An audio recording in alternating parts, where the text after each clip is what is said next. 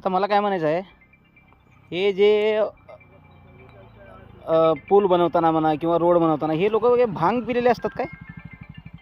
हे भांग पिल्यासारखे कामं करतात, अशा प्रकारे कामं करतात हे लोक.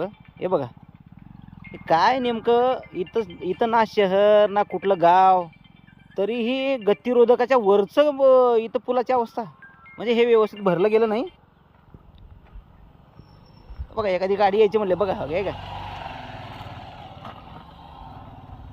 हे घ्या बघा, लोकांनी कसं जायचं, या रस्त्यावरून जायचं कसं लोकांनी? कुठल्याही कशीही जरी सस्पेन्शनवाली जरी गाडी असली तरीही त्याला स्पीड कमी करावाच लागतो या ठिकाणी. आता बरं ठीक आहे, या ठिकाणी कुठलं गाव नाही किंवा कुठलं म्हणजे काय म्हणतो आपण, धोका असलेलं वळण नाही, तरीही अशा प्रकारचं काय करण्याची काही गरज आहे का? म्हणजे यांचं कामावरती कसलंच लक्ष नाही ह्या लोकांचं. हे जे सार्वजनिक बांधकाम विभागाचे अधिकारी आहेत ना, हे बघा, आता बघा एखादी गाडी आली, हे बघा, हे बघा, हा बघा, हे बघा, आता ही एखादी गाडी, हे बघा, विनाकारण मौसम कट करावा लागतो गाडीचा.